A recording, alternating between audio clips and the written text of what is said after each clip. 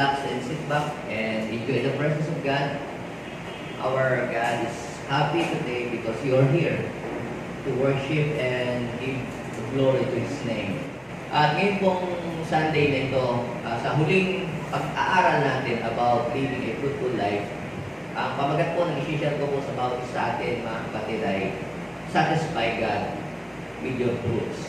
Sabihin mo sa iyong katabi, kung gusto mong matuwa ang Diyos sa iyo, kung gusto mong mapasaya si Lord, kung gusto mong matuwa ang Diyos sa lahat ng ginagawa mo, satisfy God with your fruits.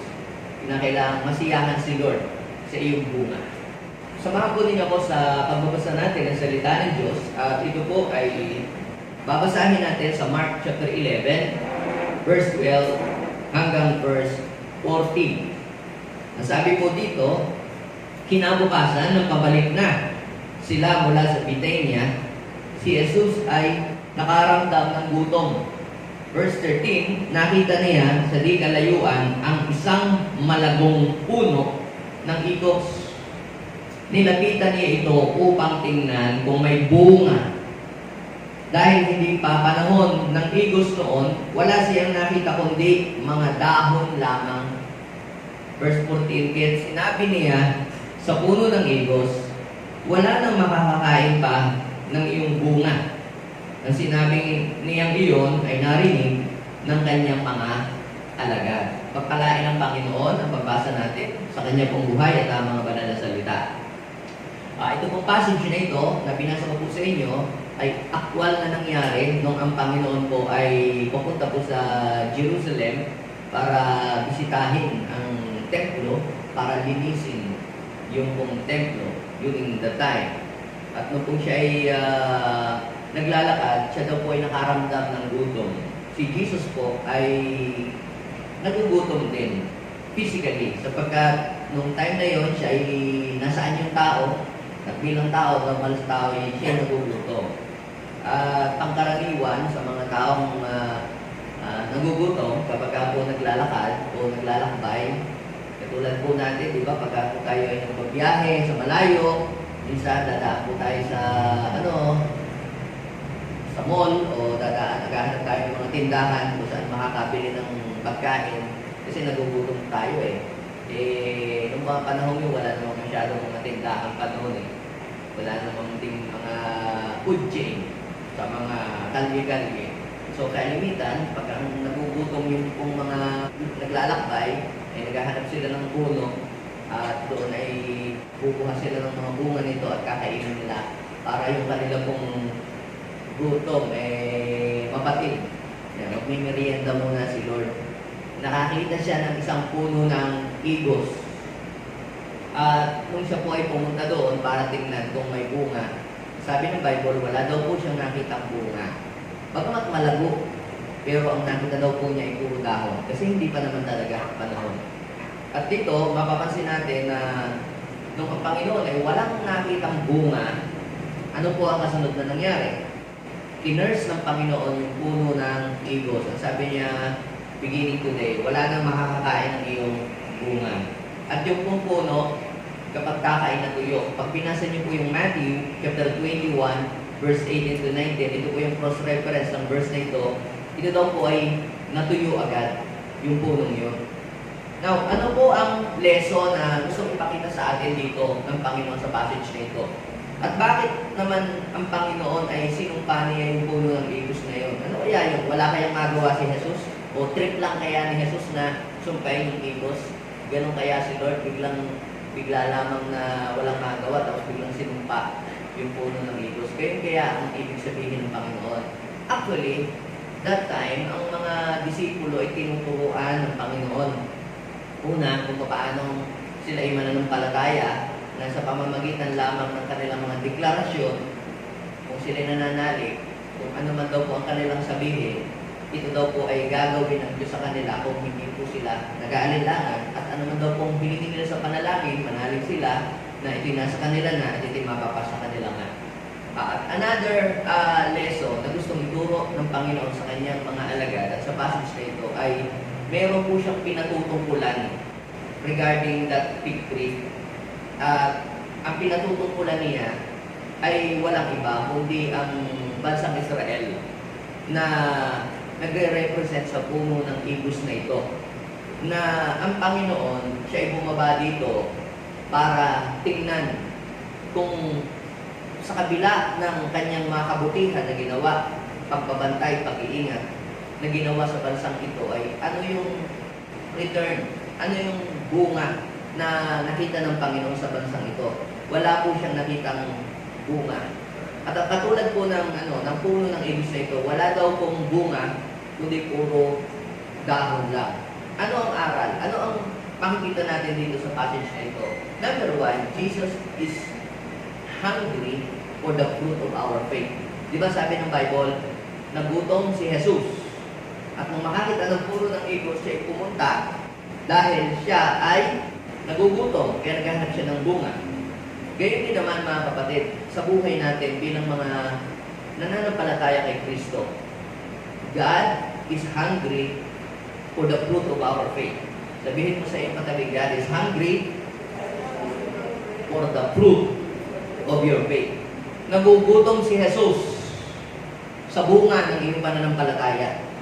Ibig sabihin, gusto ng Panginoon, right after na ikaw ay manampalataya sa Kanya, may makita siyang bunga sa iyo. Right after na manampalataya ka kay Lord, ano ang naging bunga nito? Pag sinabing bunga, ano yung naging epekto sa iyo? Pangalawa, Jesus is expecting fruits from you. He is expecting fruit from each every one of us. Kung paano si Lord ay nilapitan niya yung puno ng igos, bakit siya lumapit sa puno ng igos? Ano kaya yun? Magpapalamig lang siya kaya siya pumunta doon? O kaya baka iihi siguro kaya pumunta doon sa puno? Hindi yun eh. Kaya siya ay pumunta doon because Jesus was expecting fruits doon sa fig tree na yun. Pangatlong, makikita natin dito, Jesus is excited to see your fruits. Excited si Lord na matapos kanyang tubusin, matapos kang makakilala sa Kanya, ay may makita siya sa iyong maganda.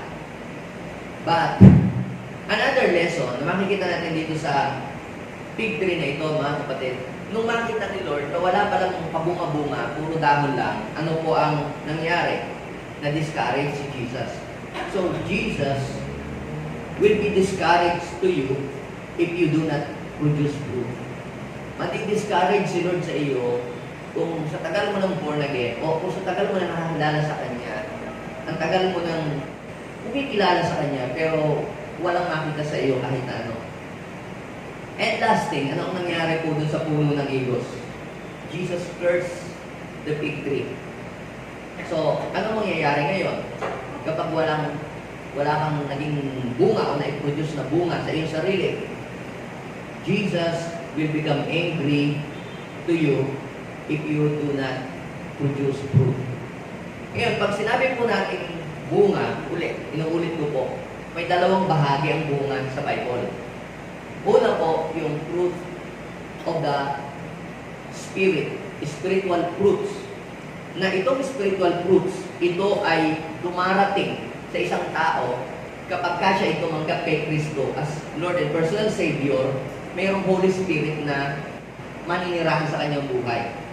At ito po, kapag ang Holy Spirit ay naninirahan sa buhay ng isang tao, magkakaroon siya ng joy, peace, kindness, makikita din po sa kanya yung righteousness, makikita din po sa kanya na magkakaroon po siya ng self-control, nagkakaroon din po siya ng nagiging humble din siya, and yung gentleness na yung fruit of the Holy Spirit nakikita sa kanya. Sa kabilang banda, kapag matapos mong kilalanin si Jesus tapos wala ka pa rin love, magagalitin ka pa rin, full of pride ka pa rin, ibig sabihin niyan, hindi ka namumunga spiritually, wala yung spiritual fruit sa iyo. Pagka ganoon, walang nababago sa iyong buhay. Another kinds of fruit, yung fruit of our labor. Sabi ng Psalms 128, verse 1 and 2, you will eat the fruit of your labor. Na matapos kang makakilala, dapat ay ikaw ay meron kang ma-impluwensyahang tao na makakilala din sila sa Panginoon. Kung ikaw ay tumanggap kay Kristo, dapat ikaw din ay maka-impluwensya ng mga tao na tatanggap din kay Kristo. Kung ikaw ay matagal na nakakilala sa Panginoon, and yet, wala ka man lamang isang nai-influensyahang tao, kahit bata, o kahit pamangkin, o kahit apo, o kahit anak, na madala mo kay Kristo, ibig sabihin, ikaw ay hindi pa namumungan. Kahit pa po kayo ay tapos ng Bible school, kahit pa po kayo ay may doctoral degree or masteral degree, or kayo tapos ng anumang mga theology, na dalawa ninyo kompleto kayo sa lahat ng mga seminars, kung wala po pa kayong na-influensyahang tao na dadala sa Panginoon at napagbago ang buhay nila, kayo po ay katulad ng isang igos na malago lamang kayo at marami po kayong dahon, pero wala po kayong bunga. Kahit po kayo ay graduate ng theology, ang tawag po diyan, yan po ay dahon lang. Dahon lang yan. Para lang kayo puno ng igos na madahon. Puro dahon. Alam niyo ang mga Greek at Hebrew ng soul winning, kaya ninyong explain ang Aramaic at Latin ng evangelism, and yet wala kayong na-evangelize kahit isa, you are like a fig tree na walang bunga, puro dahon lamang. Marami mga Kristiyano in our days ay puro lamang dahon. Magaling po silang makipagdebate. Magaling po silang makipagpaliwanagan. Pero wala naman po silang naakay na mga tao papalapit kay Kristo. Katulad halimbawa ng mga teacher sa mga university. Sila po ay nagtuturo ng mga business management, sila ay nagtuturo about sa business, they are teaching about investment sa mga universities, pero tanungin mo, meron po ba kayong investment? Meron po ba kayong business? Nagtuturo po sila ng mga about business management sa mga estudyante. Kaya yung po mga estudyante na tinuruan, pagkatapos po na nagturuan, ganun din ang gagawin sa kanila. Magiging tagapagturo din lamang. Pero hindi sila nag-i-engage sa business. Dahil yung mismong nagtuturo ng business management ay walang business mismo. Ang tawag po diyan ay puro dahon lang, walang bunga. Sa kabilang banda, may mga tao namang hindi naman po sila graduate ng business management. Pero meron po silang mga business. At sila po ay full of experience pa mula bata, nakita pa sa mga magulang nila hanggang sa mga kamag-anak nila, gano'n ang ginagawa din nila. At yung mga taong naging kalapit nila, na-influensyahan nila na gano'n din ang gawin sa kanila. Ang tawag po dyan ay bunga. Yung meron kang na-mentor na tao at pagkatapos mong na-mentoran yung taong yun, ay naging isang negosyante o umangat ang buhay o naging isang successful, ikaw ay taong naging mabunga. You are fruitful person. Kaya mga kapatid, kinakailangan maging mabunga tayo kung anong klase tayong puno. If you are a businessman, dapat makapag-mentor ka ng tao na maging businessman din na kagaya mo. Kung ikaw naman ay, if you are a pastor, makapag-mentor ka that someday yung minentor mo maging kagaya mo rin. If you are a musician, sa tinagal-tagal na ng panahon na ikaw ay tinawag ng Panginoon, dapat makapag-produce ka rin ng kagaya mo rin. If you are parents, mother, paano maging mabunga? Yung iyong knowledge and ability na natutunan mo, may pasa mo sa iyong anak. Yung galing mo sa pagluluto, dapat may pasa mo yun sa iyong anak. Yung galing mo sa diskarte sa buhay, may pasa mo sa iyong mga anak. Kaya lang sabi po ng iba na umangat ang buhay, nako, hindi ko ipaparana sa aking mga anak ang hirap na aking pinagdaanan sa buhay. Alam niyo, parang masarap pakinggan, pero sa kabilang banda, yung po mga tao na ayaw nilang iparana sa kanilang mga anak, yung dinaaran nilang hirap, ay nagpuproduce po sila ng mga inutil na bunga. Bakit ka ba humusay? Bakit ka ba gumaling? Yun ay dahil sa hirap na pinagdaanan mo noon. Kaya normal lamang na yung dinaanan mong hirap ay dapat ay daanan din ng iyong mga anak o daanan din ng iyong mga dinidisciple. Kagaya ni Jesus, paano ba niya dinisciple ang kanyang mga disciple? Yung kanyang naranasan ay ipinaparanas din niya sa kanyang mga disciple. Kaya naman, yung mga disciple niya, naging kagaya din niya. Kaya yung inyong mga anak ay magiging kagaya din niyo. If you are a successful person, ay magiging kagaya mo rin kung yung pinagdaanan mo ay paparanas mo din sa kanila. Kaya kapag ka ang mga susunod na henerasyon, they are lack of experience, Basta mo na lamang binigyan na hindi nila alam kung paano ito na na-create o saan ito nanggaling. Kaya kalimitan, mga kapatid, na yung susunod na henerasyon, nawawala na yung bunga. Yung ipinundar ng first generation, nilos tayo ng second generation, at yung third generation ay wala na silang inabutang bunga. Ano pong ibig sabihin nito sa buhay natin na si Lord ay naghahanap ng bunga sa atin? Naghahanap siya ng bunga ng ating pananampalataya, at pangalawa, yung bunga ng ating mga ginagawang pagsunod sa Kanya. Now, what kinds of fruit that God want to see in our lives? Ano bang klase ng bunga ang gustong makita sa atin ni Lord? Ano nga kaya? Ano ba ang gustong makita ng Diyos sa atin? Dapat ninyo pong maintindihan, mga kapatid, that Jesus is always expecting fruit or fruits from us.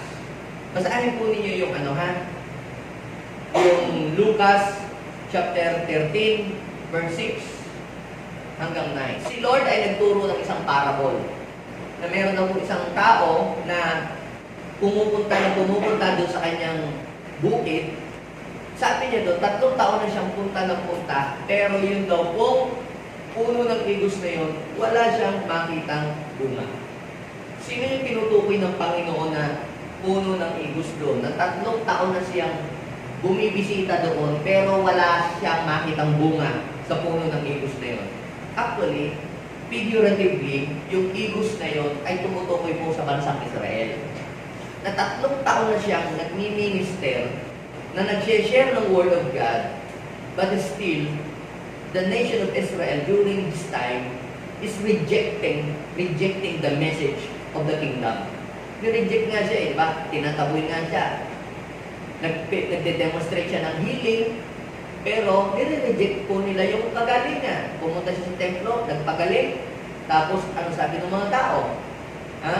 Malis kayo dito, huwag kayo magpagaling, dahil araw ng pamamahinga ngayon. Tapos sabi pa ng iba, hindi propeta yan ang galing sa langit. Bakit siya nagpagaling sa araw ng pamamahinga? Hindi nila kinilala si Lord. So, ibig sabihin, sa kabila ng effort ni Jesus na pangangaral, araw-gabi nangangaral siya sa mga tao, pero still, matigas sa kanilang puso at hindi sila nababago. Ngayon, yun po ang ibig sabihin noon. Sabi po nung may-ari, putulin na natin yung punong yan. Kasi, ano po yung ginamit po na term? Nakakasikip lang. Walang bunga, nakakasikip. Kasi ninyo, parang sakit pakinggan. Kung ikaw yung puno ng igos, ayaw ko pala ipang pasikip lamang dito sa garden ng master kasi walang bunga. Kasi pag wala daw kung bunga, nakakasikip, sabi ni Lord. So, putulin na. Pero, meron po doon nakiusap na huwag naman po muna sana putulin ngayon. Huwag munang putulin sa taong ito. Yung pong pagputol doon, it means judgment. Dapat hatulan na, putulin na. Kapag hindi ka pala namumunga, ikaw pala puputulin ng Panginoon.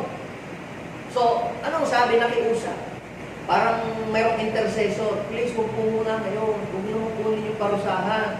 Itong punong ito, puhukayan, nalagyan muna ng pataba ngayong taong ito. Pag namunga, sa taong ito, di huwag putulin. Pero pag hindi namunga, di putulin na. Kinakailangan mga kapatid, kung tayo ay 3 taon na nakakakilala sa Panginoon, dapat may bunga na tayo. If you are 3 years in Christ, na iyong faith kay Christ, ay dapat ay may bunga na makita sa iyo. Kung ikaw ay 3 taon na sa trabaho mo, dapat may improvement na makita sa iyo ang iyong boss, or yung supervisor, or yung manager, o yung may-ari ng company. Imagine ko, ikaw ay 3 years na nagtatrabaho hanggang ngayon, ituturo pa din sa iyo ang lahat ng gagawin, isa-isa. Ibig sabihin, hindi ka namunga doon sa iyong trabaho. Dapat 3 years ka sa trabaho mo yan, master mo na ginagawa mo kabisado mo na, alam mo na ang gagawin. Pero ikaw ay matagal na doon sa trabaho mo hanggang ngayon, ituturo mo sa iyo isa-isa. RMP pindutin, RMP pihitin. Ibig sabihin, hindi ka naging fruitful at hindi ka naging productive. Ay pagkaganyan, hahanap na lamang ng kapalit, yung iyong boss. So, ibig sabihin, kinakailangan tayo ay maging mabunga kung saan tayo inilagay ng Panginoon. Kung ikaw ay inilagay ng Panginoon sa trabaho, yan dapat maging mabunga ka sa work na pinaglagyan sa iyo ng Panginoon. If you are a student, dapat maging mabunga ka. Ibig sabihin, binibigyan ka ng nanay mo ng allowance, pinag-aaral ka, araw-araw, binibigyan ka ng baon, nilulutuan ka ng pagkain.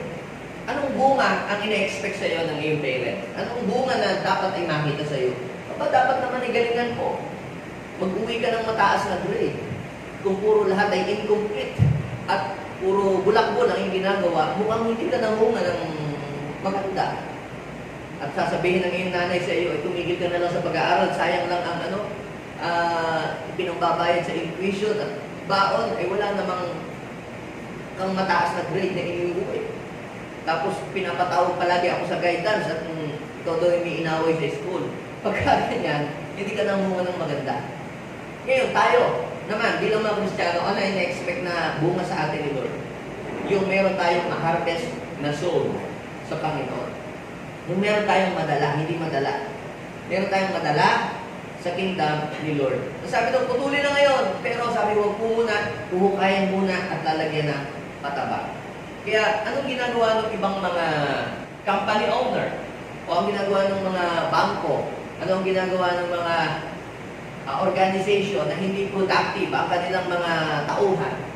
Pinapadala nila sa mga seminars, nagkakaroon po sila ng mga tinatawag na bootcamp or training at kung ano-ano pa mga ginagawa nila ng mga personality and spiritual development para ma-equip sila, para maging productive sila sa kanila trabaho. Kaya ginagawa nila ng iba doon, nag-hire sila ng mga speaker para ipaliwanag sa kanila paano maging how to become a better person. Kaya yung pong pagdidilig doon at paghuhukay, diba sabi, hukayin mo na, lagyan ng pataba, kinakailangan sometimes na magkaroon ng nourishment. Baka kulang lang sa encouragement, baka kulang lang sa mentor, pag may mentor, o baka kulang lang siya sa pag-equip. Kinakailangan ma-equip siya. Pero kung matapos kang ipadala sa mga training, matapos kang turuan sa mga seminar na ganyan, hindi ka pa rin nag-improve. Baka sunod niya, tanggal ka na sa trabaho. Wala kang improvement wala kang production. So, pinadala ka na sa training, ginastusan ka na lahat ng company, tapos wala ka pa rin ma-produce na sale kahit ano. Ibig sabihin niya, hindi ka naging productive right after na ikaw ay lagyan ng pataba. Gayan din sa paglilingkod sa Panginoon. Meron tayong mga leadership na training, meron tayong mga iba't ibang klase ng training, inner deliverance training, training sa mga leaders para para tayo na-equip, para po tayo ay mamunga. Kaya ang isang secret kung bakit ang ating mga leader ay nakakapamunga sila ay dahil sa sila po ay nakakadalo po ng mga training. Pansin niyo, kapag nakaka-attend kayo ng mga training, kayo po ay excited na mag-work, kayo po ay excited na mag-serve, kayo po ay excited na gawin kung ano yung pinapagawa sa inyo ng Panginoon. Dahil kayo po ay na-equip, kayo po ay umaapoy. Minsan kulang lang talaga tayo sa apoy, kaya hindi tayo maging fruitful. Now, ang tanong ay ito, what kinds of fruit that God want to see in us? Ano kaya klase ng bunga ang gustong makita ng Panginoon? Number one, God want to see fruits that will last. Bungang nananatili, bungang pangmatagalan. Kayo po ba ay nasubukan na ninyong magtanim ng kunyari kamatis o talong na bubulaklak, pagkatapos magkakaroon ng maliit na buko, tapos maya-maya, after 3 days, biglang malalaglag na lang. O kaya nagtanim kayo ng ampalaya, tapos bubunga, tapos mamaya, after 3 days, biglang maninilaw, tapos biglang malalaglag. Ganon lang siya ng ganon. Hindi siya talaga tumutuloy yung bunga niya, tapos nagdidilaw na kaagad. Lalabas lang ng konti, tapos didilaw, tapos malalaglag na. Anong kasunod na gagawin ninyo? Ihahablutin na ninyo yung mga ampalaya na puno sa ito. Hindi naman namumunga ito. Hindi pang dumi lang ito dito sa aking garden. Nalalaglag yun lang yung dahon. Sa ating ding buhay, mga kapatid, si Lord ay hindi lamang po yung bunga ang ine-expect ni Lord, kundi yung bunga natin mananatili. Yan man ay spiritual fruits or yan man ay fruits of our labor, ang gusto ng Panginoon mananatili yung bunga natin. May mga tao, kadalasan, lalo na pagka January, diba? Meron tayong New Year's resolution. Hindi na ako maglalasin, hindi na ako magmumura, diba? Hindi na ako magsisinungaling, hindi na ako mag-smoke, hindi na ako magkagalit. Mapapansin mo, nagtitino nga naman. After a few months, mga pag February na, March na, mapapansin mo, bumabalik na uli siya doon sa dati na niyang ginagawa. Sumusungit na uli. Sumasama na uli ang ugali. Ibig sabihin, yung pagbabago niya ay hindi consistent, hindi nagpapatuloy. Ibig sabihin niya, mga kapatid, yung bunga ay hindi tumagal. Kinakailangan yung bunga natin ay hindi lamang pang isang buwan o pang 2 buwan. Ang ina-expect ni Lord sa atin, yung fruit that will last. Basahin po natin yung John. John chapter 15, verse 16. Sabi ni Lord, you did not choose me, but I choose you. And what? And appointed you. Sabihin mo sa iyong katabi, you are appointed and anointed. So, in-appoint ka ni Lord. For what reason? Para ikaw ay mamunga. In-appoint ka ni Lord sa kinalalagyan mo ngayon. In-appoint ka ni Lord sa business na yan. In-appoint ka ng Lord sa position na yan. In-appoint ka ng Lord sa work na yan. And God is expecting fruits. What kind of fruits? Fruits that will last. Ibig sabihin, yung bungang nananatili. Yung inakay mo, hindi lang yung pang 1 month siya. Okay, inakay mo lang ng linggo tapos hindi na siya nagpatuloy. Dapat yung ating inakay ay magpatuloy hanggang sa dumating ang ating Panginoong Jesus ay magpapatuloy siya. Yan ang klase ng bunga na gusto ng Diyos na makita sa atin. Na yung mga inakay mo ay hindi lamang isang beses siyang dumalo, kundi siya ay magpatuloy na dumadalo sa gawain ng ating Panginoon at lumalago siya hanggang sa pagbabalik ng ating Panginoon. So yun yung fruits na gusto makita sa atin ng Panginoon. Fruits that will last. Pinawag ka ng Panginoon at inappoint ka ng Lord para mamunga ka, yung bunga na mananatili. Dapat yung ating inakay, ang goal natin, sila ay manatili sa Panginoon. Kahit mayroong mga pagsubok, may problema, sila ay magpapatuloy sa Panginoon. Kahit hindi mo pinauutang, kahit hindi mo binibigyan ng pera, kahit hindi mo siya pinagmimerienda, o kahit hindi mo siya sinusundo, siya ay magpapatuloy sa Panginoon. Kasi nasanay sa sinusundo, di ba? Nung hindi na sinusundo, ay hindi na po ako umagpit kasi hindi niyo po ako sinusundo. Siguro maganda yun sa una. Pero dapat ay masanay na nagpapatuloy siya sa Panginoon kahit hindi siya sinusundo. Kahit hindi siya binibigyan ng pamasahe. Kahit siya hindi pinapamerienda, nagpapatuloy siya sa Panginoon. Yan po yung bungang nananatili. Bakit po ang mga bunga natin ay kadalasan ay hindi nagpapatuloy? Ano po yung mga dahilan? Bakit kadalasan ang mga bunga natin ay hindi nagpapatuloy? Yan man ay spiritual fruits or yan man ay fruits of our labor, bakit hindi nagpapatuloy? Bakit hindi nananatili?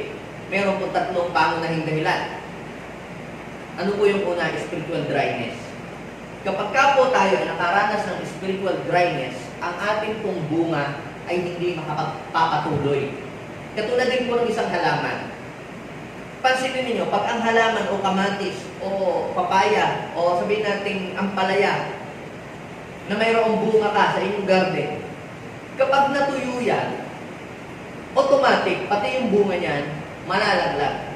So ano kailangan gawin? Kinakailangan siyang ditiligan at mas meron siyang nourishment, lalagyan mo siya ng abono para manatiling malusog ang kanyang malusog siya, and then dahil malusog siya, yung bunga niya ay masusuplayan ng sustansya at yung bunga niya ay mananatili.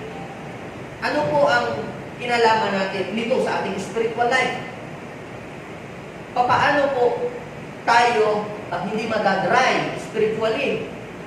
Kung halaman na dry, yung bunga niya, kahit marami yung bunga, malalaglag yun. Ang sabi po ng Bible, kinakailangan tayo connected sa true vine. Jesus is the true vine. Sabi ni Jesus, I am the true vine. We are connected. Kaya paano ba tayo magiging connected sa Diyos? Magiging connected tayo sa Diyos sa pamamagitan ng panalangin. Dapat connected ka kay Lord. Sa pamamagitan ng panalangin, dyan, nakakakonek ka kay God. Dapat lagi kang nananalangin ka lagi sa Panginoon. Ikaw man ay nag-drive, o ikaw man ay naglalakad, ikaw ay nag-pray without ceasing. Hindi naman kinakailangan 24 hours na nakaluhod ka lagi para lang nasabihin natin nakakonek ka kay God. Ibig sabihin, your mind, your heart, your spirit, ay aware na nakikipag-ugnayan ka palagi kay Lord. Nakakapag-usap ka sa Panginoon. Naglalaba ka, kinakausap mo pa rin si Lord. Sa pamamagitan ng prayer, kinakailangan nakakonect tayo kay God through prayer. Sa pamamagitan ng pagbabasa ng kanyang salita, kinakailangan po tayo ay nakakonect kay Lord through the scripture. Ano po ang sabi ng Psalms? Chapter 1, verse 2, at saka 3. Yun daw po taong ang ginagawa niya ay lagi siyang nagsasaliksik ng salita ng Panginoon. And sa word ni Lord, he meditates day and night. He will become like a tree planted doon sa riverside, sa riverbank.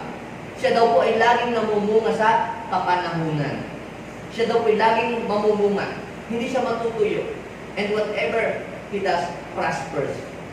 So kapag ka isang tao ay nagbabasa ng salita ng Diyos, siya ay nakakonek sa Panginoon. Kapag ang isang tao ay nag-worship kay Lord, siya ay nakakonek sa Panginoon.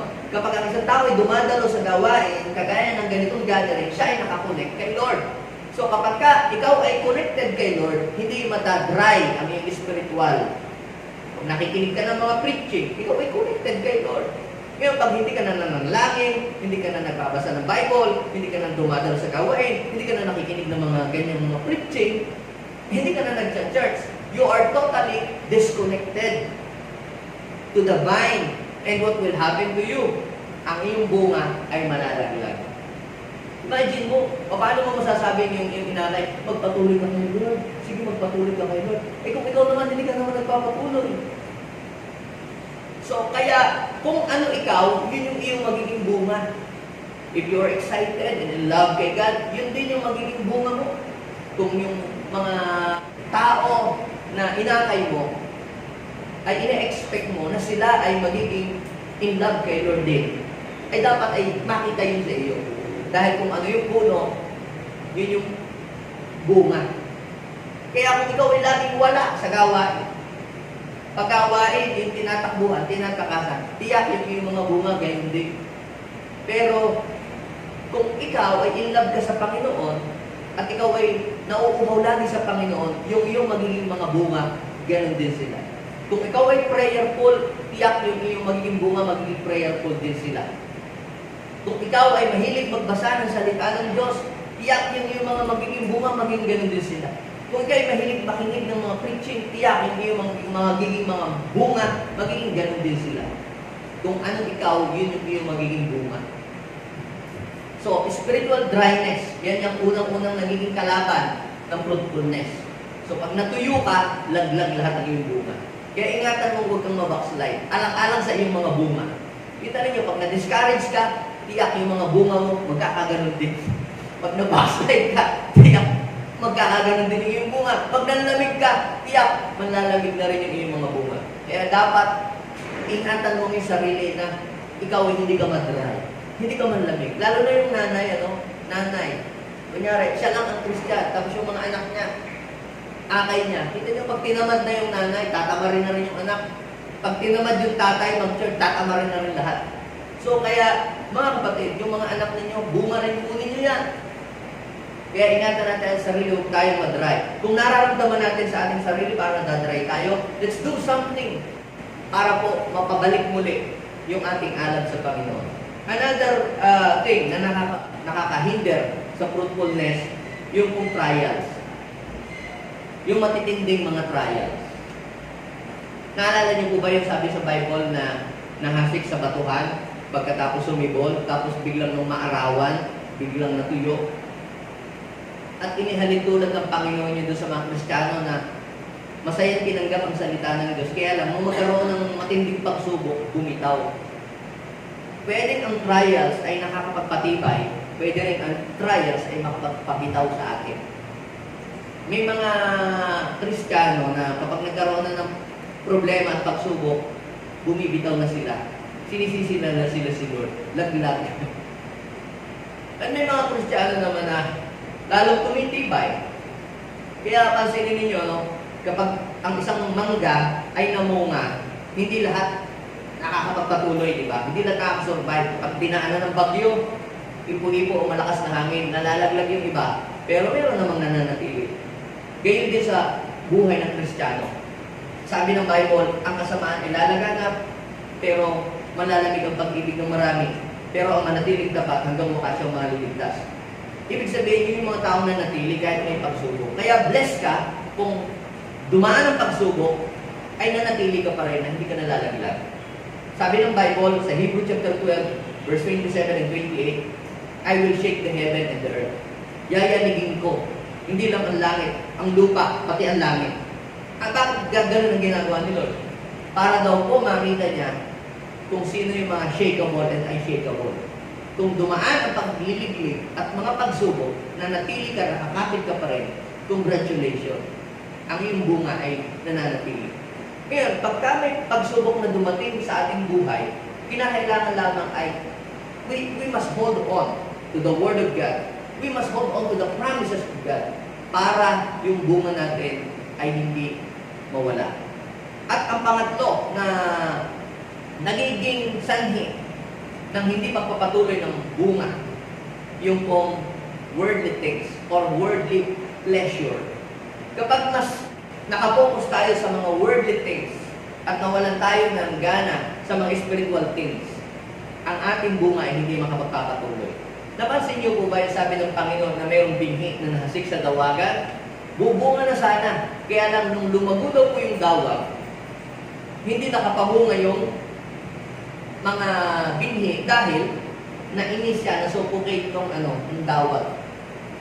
In-explain ni Lord ang ibig sabihin, ito yung mga taong nadaig ng mga alalahanin sa mundo. Kaya hindi sila nakapamunga at nakapagpatuloy. Kaya, noong una, wala pa siyang trabaho, talagang they are on fire and in love at talagang committed na nagpapagamit sa Panginoon. Nung nakapagtrabaho na, nagkaroon ng magandang posisyon, na-promote, biglang nakalimutan na lahat ang gawain at pagpapagamit sa Panginoon. Hindi nakapagpatuloy. So, kaya dapat ay ma-overcome natin itong tatlong ito kung gusto nating manatili ang mga bunga natin. Kinakailangan ma-overcome natin ang spiritual dryness, ma-overcome natin yung mga pagsubok, at ma-overcome natin yung mga worldly things. At para ma-overcome natin yung worldly things, kinakailangan talaga na tayo ay mag-focus lamang sa ating Panginoon. Yung sabi ng Bible, look unto Jesus, the author and the finisher of our faith. Pangalawang klase po ng bunga na gustong makita sa atin ng Lord. Ito po yung fruits that will glorify the Lord. Fruits that will give glory to God. Yung bungang nakapagbibigay ng kaluwalhatian sa Diyos. Ano yung unang bunga? Bungang nananatili. Kahit may pagsubok, naandiyan, nagpapatuloy. Kahit walang pera, nagpapatuloy. Kahit walang boyfriend, nagpapatuloy. Yung bang may pera o walang pera, nagpapatuloy. Yan yung fruits that will last. Pangalawa, yung fruits that will give glory to God. Yung bungang nakapagbibigay ng kaluwalhatian sa Diyos. Yan ang gusto ng Panginoon makita, ang klaseng bunga sa atin. Kung tayo po, matapos makakilala sa Panginoon, ay walang makikitang pagbabago sa ating buhay, bagkus ay hindi maganda ang ating patutuo, what will happen doon sa pangalang daladala natin? Daladala natin ang pangalan ng Panginoong Yesus. And your testimony is your fruit. Yung testimony mo sa kasambahay mo, testimony mo sa school mo, sa trabaho mo, o sa barangay mo, yan yung bunga na nakikita sa iyo. Kumusta ang iyong testimony sa bahay? Kumusta ang iyong testimony sa school? Kumusta ang iyong testimony sa iyong opisina? So, diyan malalaman kung anong klaseng bunga meron ikaw. Kapag maganda ang iyong testimony, ibig sabihin, ikaw ay namumunga ng masarap na bunga. Pero kung pagkatapos na ikaw ay makakilala kay Lord, sira ang testimony mo sa iyong barangay, sa iyong opisina, sa iyong bahay, sira ang testimony sa iyong asawa, sira ang testimony sa iyong mga kasamahan dyan sa palengke, ang ibig sabihin, yung ating pong bunga ay hindi nakapagbibigay ng kaluwalhatian sa Panginoon. Ano ang sasabihin ng mga kasamahan mo? Ganyan ba ang mga born again? Akala ko ba ikaw ay matino? Bakit ikaw ay nagsisinungaling? Ganyan ba ang mga born again? Hindi marunong magbayad ng utang. Ngayon, ang bunga mo ay hindi nakakapagbigay ng kaluwalhatian sa Diyos. Alam mo, pamula na yung mga born again yan, naging tamad na yan. Tsaka hindi na mapag-uutosan sa bahay, laging wala. Gabi na pag umuwi. Ang ating bunga, pagka kung ganyan, ay hindi po makapagbibigay ng kaluwalhatian sa Panginoon. Kaya marami po sira ang born again sa kanilang mga syudad. Yung iba ayaw mag-born again pamilya kasi nandun magpamula doon ng mag-born again,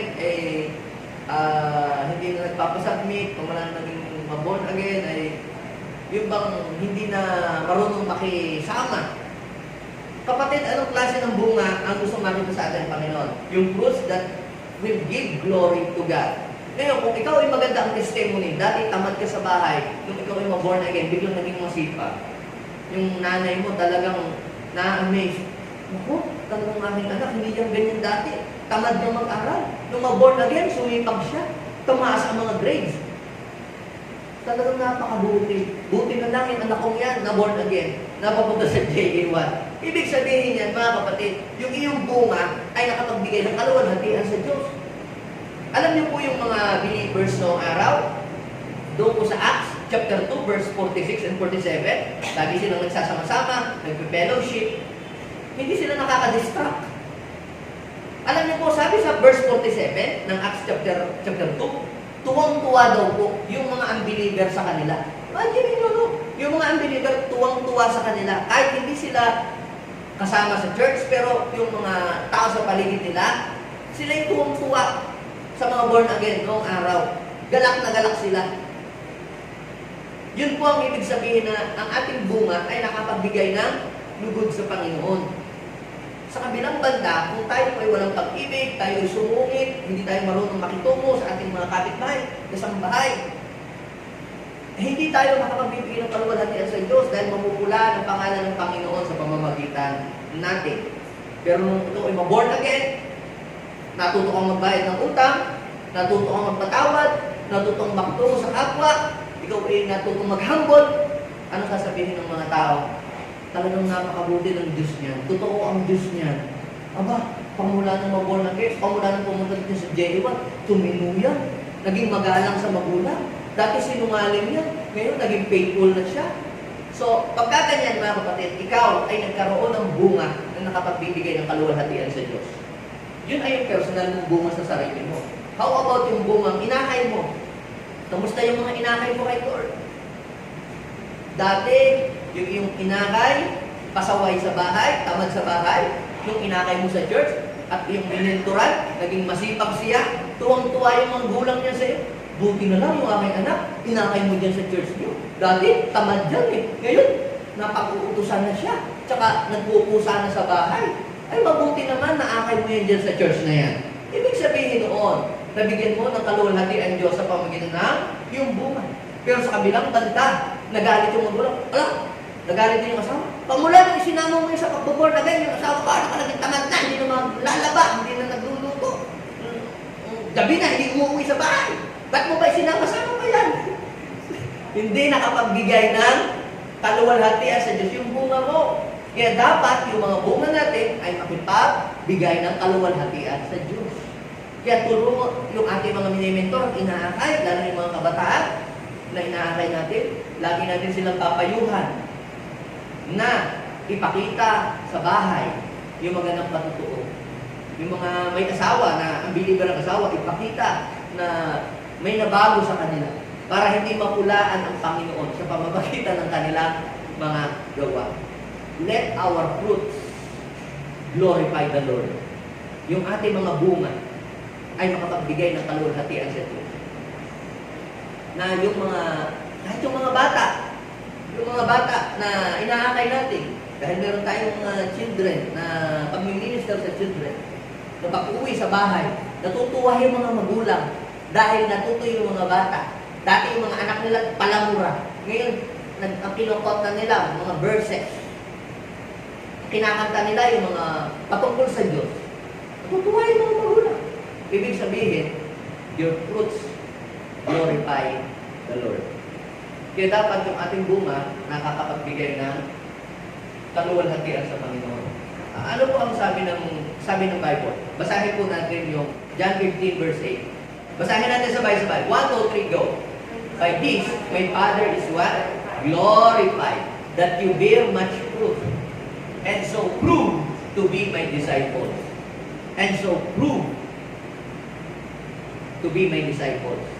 So kapag ka tumino yung ating mga inaakay, bumait sila, dati pasaway sa bahay, ngayon naging matino sila, dati tamad mag-aral, yung ating inakay naging masipag. Ngayon, dahil siya ay iyong inakay, yung mga tao, witness sa pagbabago niya. Alam niyo po mga kapatid, nabibigyan natin ng kaluwalhatian ng Diyos. Kaya, ingatan natin ang ating mga patutuo upang hindi masira ng pangalan ni Kristo sa pamamagitan ng ating buhay. Mag-glorify si Lord sa pamamagitan ng ating mga testimony. At ang pangatlo na klase ng bunga na gusto makita sa atin ng Lord ay ito po. Fruits that will become useful to the kingdom of God. Fruits that are useful to His kingdom. Yung bunga na kapakipakinabang sa kaharian ng Diyos. Napapakinabangan. Yung pong ating mga natutuhan. Halimbawa, ikaw ay nag-aral. Umatid ka ng training. Umatid ka ng inner healing deliverance. O umatid ka ng church planting seminar. And right after na matutunan mo yun, o umatid ka ng leadership camp training, right after na ikaw ay dumalo nito, dapat ay ikaw ay magpagamit. Anong silbi nung ikaw ay umatid ng advanced school of inner healing and deliverance, tapos nung may mapuse sa inyong barangay at tinawag mo si Bishop. Ibig sabihin, hindi ka naging useful. Umatid ka ng mga training, pagkatapos, hindi ka natuto. Ano pong ibig sabihin ng fruits that will become useful to His kingdom? Yung ibig sabihin, matapos mong matuto, matapos mong mag-aral, ikaw ay nagpagamit. Nagpagamit ka. Matapos mong umatid, nagbayad ka pa nga ng registration fee. Ikaw ay naging useful.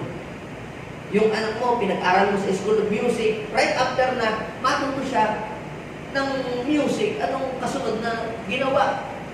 Sumali sa banda-banda o nagpagamit sa church. So kung siya ay nagpagamit sa church, ibig sabihin naging useful siya sa kingdom ni Lord. Yung anak, pinag-aral mo pa ng voice lesson. Anong pagkatapos ng nangyari na pinag-aral mo siya ng voice lesson?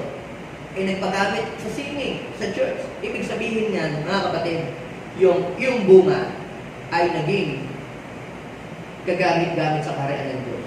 Ngayon, pag sinabi natin bunga, mga kapatid, hindi lang po ito natin lilimitahan doon sa ating ugali, doon sa ating inakay sa Panginoon. Yung bunga natin, kung ikaw ay magulang, yung anak mo, bunga mo rin yun. Yun ay bunga mo din. At dapat ang ating mga anak will become useful to the kingdom of God. Yung ating mga anak, marami silang mga talento. Na yung mga talent na yan ay ibinigay sa kanila ni Lord. Dapat ay maintindihan po nila na sila ay binigyan ng Panginoon ng ganyang talent for the glory of God. Para ito ay magamit sa kaluwalhatian ng Diyos.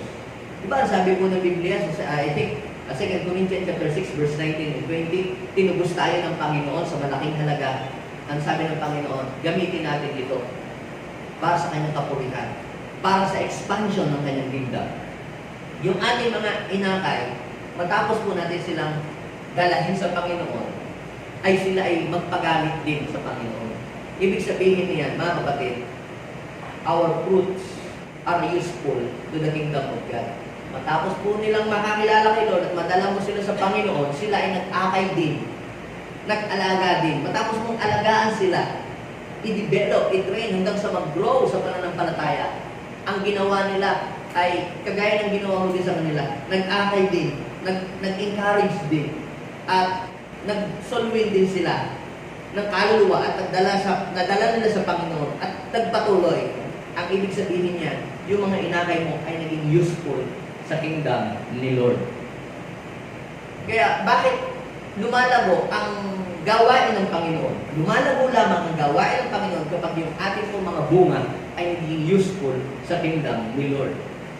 Kung matapos mo inakay siya sa Panginoon sa naging taga-upula, forever hanggang sa pagdadating ng Panginoon, hindi siya naging useful.